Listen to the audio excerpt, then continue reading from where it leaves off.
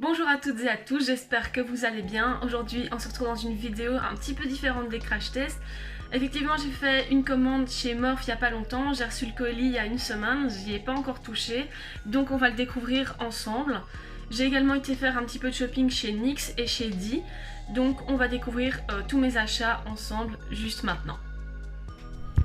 Donc voici comment se présente mon colis que j'ai reçu de chez Morph.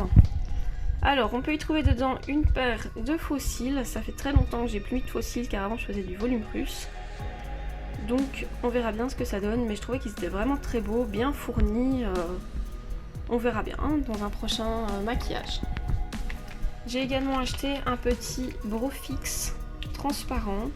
Je prends du transparent tout simplement parce que je fais mes sourcils noirs.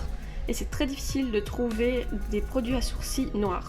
Généralement, ils sont brun foncé et donc ça ne me convient pas du tout. Voilà. J'ai également acheté une petite palette de couleurs Jaclyn Hill. Donc je vous montrerai l'intérieur des palettes juste après. J'ai également acheté deux palettes qui se ressemblent, on va dire. C'est la 35H et la 35B. Ce sont des assez grosses palettes, le packaging est vraiment très joli je trouve. Donc voilà, on va voir plus en détail les palettes tout de suite. Donc voilà comment se présente la palette de chez Morph collection Jaclyn Hill. Donc la palette était très bien emballée dans un emballage papier bulle pour la protéger, qui lui-même était emballé dans la boîte carton. Donc voilà comment se présente la palette de l'extérieur, elle est vraiment très très belle, très classe je trouve. Il y a comme d'habitude un petit plastique qui protège les couleurs. Donc voici de plus près les couleurs. Donc elles sont vraiment très belles. Maintenant on passe sur la palette 35B, toujours de chez Morph. Donc la différence, c'est que celle-ci n'a pas de miroir, alors que la Jaclyn Hill en avait. C'est un petit peu dommage pour une palette aussi belle. Et aussi grande surtout. Donc ici on a le petit papier avec tous les noms dessus. Je trouve ça aussi un petit peu dommage que les noms ne sont pas écrits directement en fait sur la palette. Parce que, je ne sais pas vous, mais moi ce genre de petit papier, en fait, je finis par les jeter. Donc quand on a jeté le papier, ben en fait on n'a plus les noms des couleurs, c'est dommage. Mais autrement, la palette est vraiment magnifique, les couleurs sont superbes. Donc il y a vraiment de toutes les couleurs, il y a moyen de faire des choses très belles. C'est une palette qui est principalement mate, d'après ce que je vois, il n'y a que 4 couleurs qui sont irisées, pailletées même. Donc on a la dorée ici, il y a la rose claire ici, la mauve. Et il y a encore celle-ci. Ah, il y a aussi celle-ci. Donc il y a 5 couleurs qui sont, je vais même dire pailletées plus qu'irisées. Donc voici la dernière palette de chez Morph que j'ai à vous présenter. Donc comme les autres, elle était emballée dans son emballage carton avec du papier bulle. Et donc voici la palette. Donc ça c'est la 35H Hotspot. Comme l'autre, il n'y a pas de miroir et les noms des couleurs sont inscrits sur un petit papier. Et donc voici les couleurs que l'on peut retrouver. Donc j'aime beaucoup cette palette parce qu'il y a vraiment une opposition des couleurs chaudes et des couleurs froides. Et personnellement, j'adore les maquillages qui opposent couleurs chaudes et couleurs froides. Donc vraiment ici, il y a moyen de faire quelque chose avec du brun, du rouge et venir vraiment terminer le make-up avec donc, des couleurs froides comme le bleu. Donc voilà, ici il y a plus de couleurs irisées et de couleurs paillettées que dans l'autre palette. Mais globalement, je trouve que cette palette est vraiment très belle. Donc voilà, maintenant qu'on a fini le unboxing de chez Morph, je vais vous présenter les derniers produits que j'ai achetés sur Beauté Privée. Donc ici j'ai testé, je voulais tester donc, des nouveaux primers et fixateurs. J'ai pris la marque Bis parce que je ne connaissais pas du tout cette marque. C'est une marque française et qui est cruelty free. Donc voilà, je pense que j'essayerai ces produits dans une prochaine vidéo. De toute manière, la prochaine vidéo concernera tous les nouveaux produits que j'ai achetés. Donc voilà, on verra bien ce que ça donne. J'ai jamais entendu parler de la marque Bis, donc je ne sais pas du tout quelle est la qualité. Mais donc on verra bien sur la prochaine vidéo. Alors le dernier item que j'ai reçu de chez Beauté Privée est donc une pochette qui est remplie de pinceaux. Donc c'est une pochette de pinceaux qui sont cruelty free et vegan. Donc la pochette en elle-même fait un petit peu cheap en fait, c'est un simili-cuir mais assez mal fait je trouve. Donc ça fait très cheap, c'est pas très joli, ça brille beaucoup trop fort. Enfin moi je n'aime pas du tout le design de la pochette, je le trouve assez moche. Pour ce qui est des pinceaux, donc ce sont des pinceaux qui se présentent comme ceci, donc c'est en bois. Avec ensuite des poils synthétiques.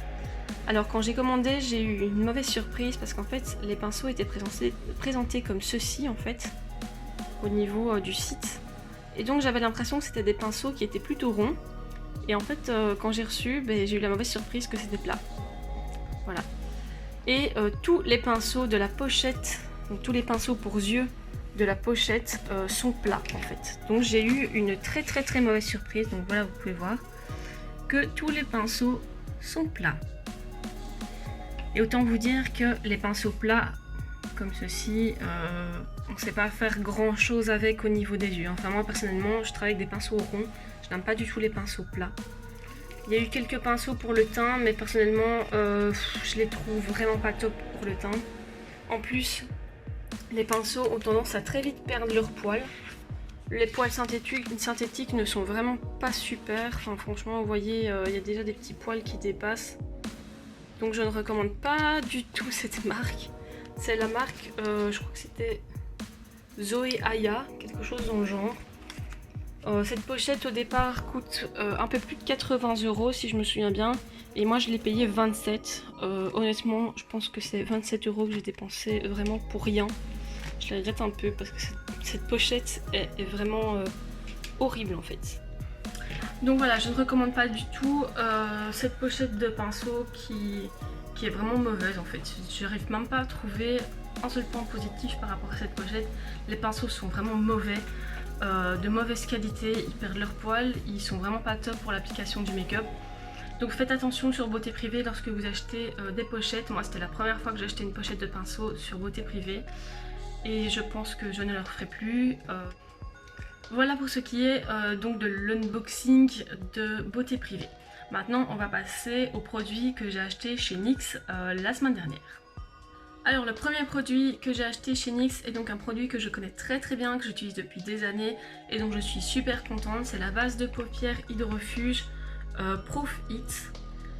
Donc c'est une base à paupières que je mets juste avant ma base P. Louise et ça me permet d'avoir un make-up qui dure plus longtemps. Si je transpire, la transpiration ne vient pas se mélanger au make-up. Donc pour moi c'est une base qui est vraiment le top du top. Elle est transparente en plus, donc elle convient à toutes les carnations. Ça se présente sous forme de petits flacons comme ceci, avec donc un petit embout applicateur assez facile d'utilisation. Voilà.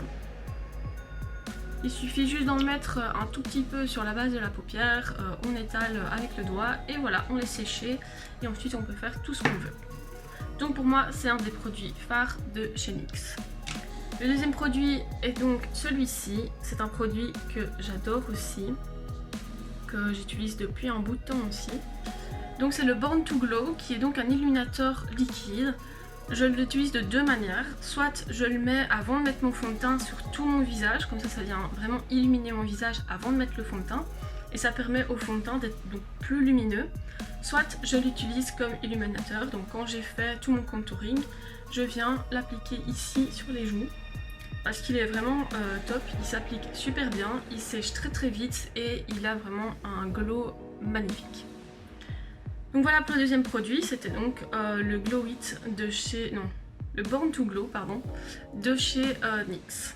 Alors le troisième produit que j'ai acheté chez NYX et que je vais vous présenter, c'est donc ce produit. C'est un brow fix coloré. Il est indiqué être de couleur noire, donc c'est la teinte TBM05 noire. Autant vous dire que quand j'ai vu ce packaging, qui est parfaitement brun, je me suis un petit peu méfiée. Je me suis dit, à mon avis, ça va pas être noir. Et effectivement, j'avais raison. Ce n'est absolument pas noir du tout, comme vous pouvez le voir. C'est clairement brun. Voilà, si je mets ce qu'on voit, c'est brun. C'est clairement brun.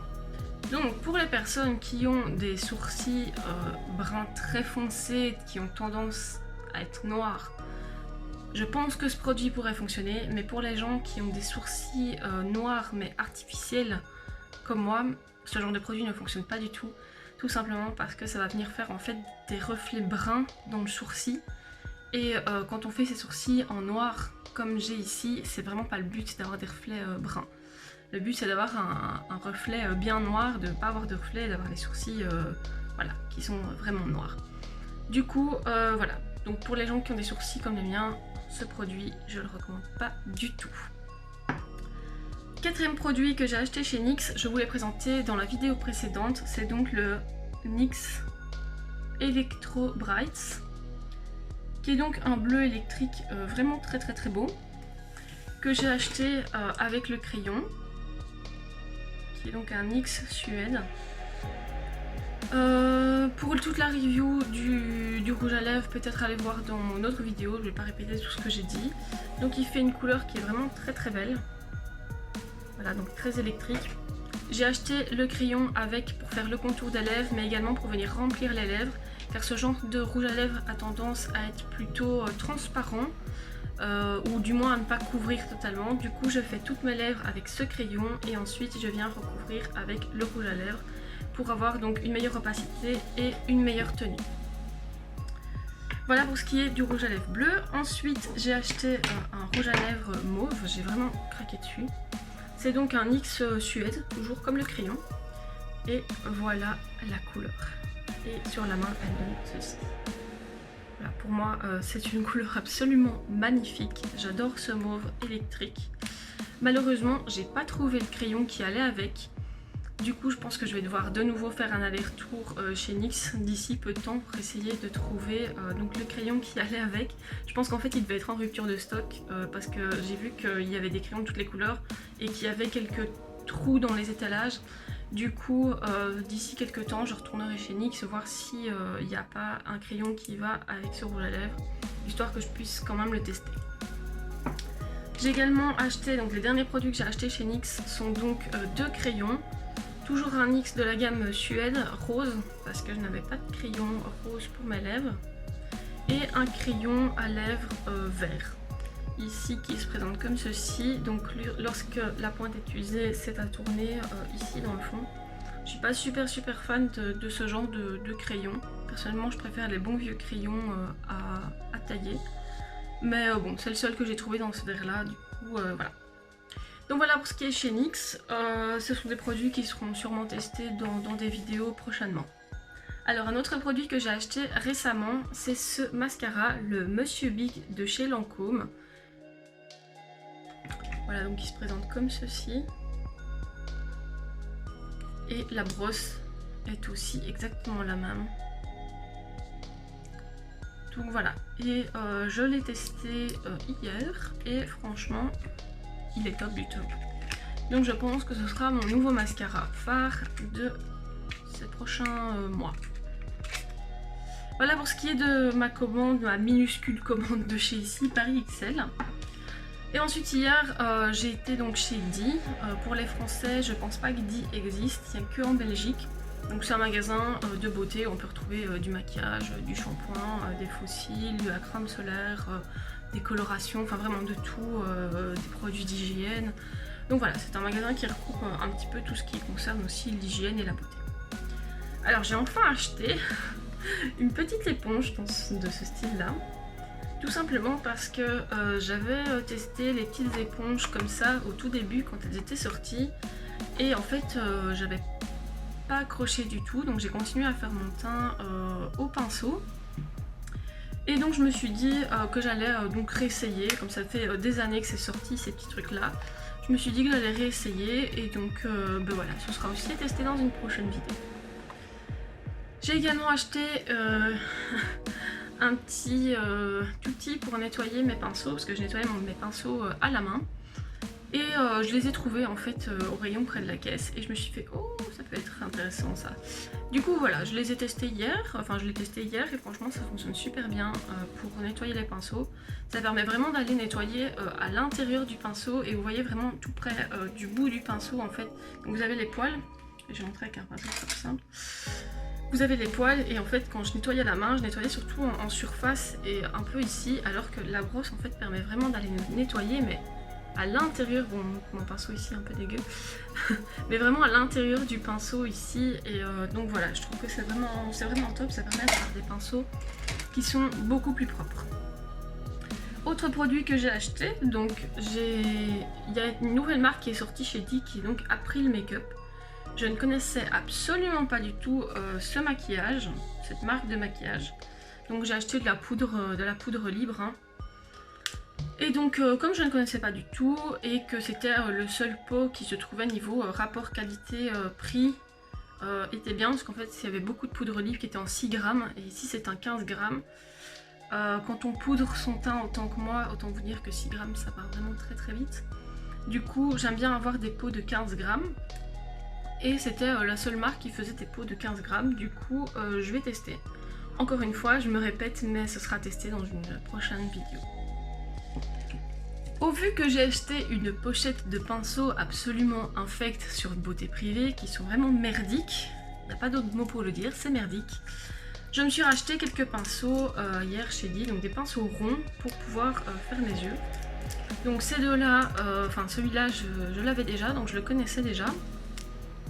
Donc c'est un pinceau, c'est difficile à tirer.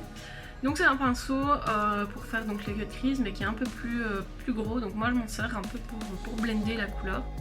Donc c'est vraiment un chouette pinceau, j'aime beaucoup celui-ci. Ensuite celui-ci est plus ou moins le même que celui avant, mais un peu plus compact. Et donc pour faire l'intérieur des yeux, je trouve que c'est vraiment top. Donc pour venir travailler ici à l'intérieur de l'œil, c'est vraiment top. Donc voilà. Un chouette petit pinceau que j'ai acheté en 2 exemplaires. Et ensuite il y a celui-ci.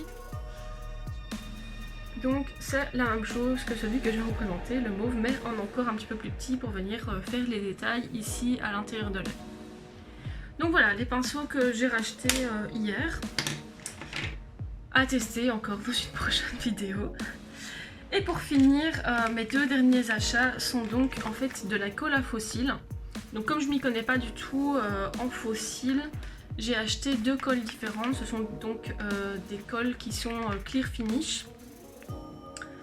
Donc j'en ai acheté de la marque Allure. Je connais cette marque, du coup pour moi c'était évident d'acheter celle-ci. Donc en fait en Allure, moi j'utilise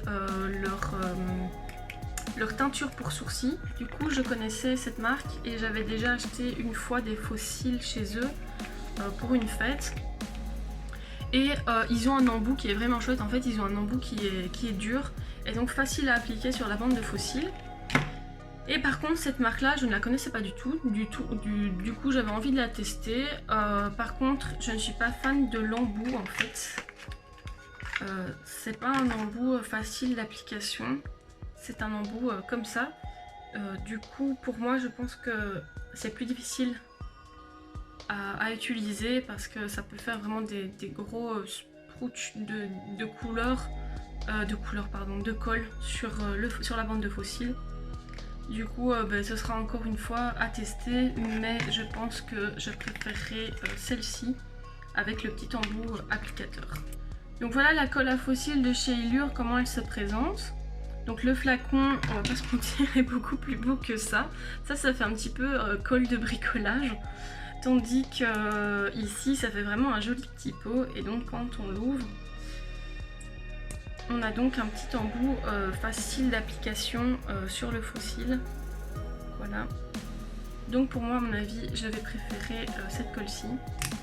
A savoir que cette petite colle un peu misérable est plus chère que celle-ci. Voilà. Donc celle-ci est à 5,99 et celle-ci est à 6,99. Donc je pense que dans une prochaine vidéo, je collerai mes faux cils une fois avec un œil sur celui-là et un œil avec celle-là. Donc voilà pour tous mes achats. On a fait un petit peu la petite review de tout ce que j'ai acheté ces derniers temps. Si vous avez des produits que vous voulez tester mais que vous n'osez pas, n'hésitez pas à me les mettre en commentaire. Je pourrais aller les acheter et les tester pour vous. Donc voilà, c'est tout pour aujourd'hui. On a fait le tour de tout ce que j'ai acheté en maquillage ces derniers temps. Donc si vous aimez bien ce genre de format de vidéo, la prochaine fois que je fais un petit hold-up des shops de make-up, je pourrais recommencer à vous faire donc ce petit unboxing ou présentation des nouveaux produits que j'ai achetés. Si vous avez des questions à propos des produits que j'ai achetés, n'hésitez pas à les poster en commentaire. Tous les produits que j'ai achetés seront mis en lien dans la description. Et si vous avez des idées ou si vous avez envie que je teste un produit, n'hésitez pas non plus à le mettre en commentaire. Je ferai donc mon possible pour tester ce produit. Donc voilà, on se retrouve bientôt dans une nouvelle vidéo. Je pourrai tester tous les produits que je vous ai montrés dans cette vidéo. Et donc je vous dis à bientôt.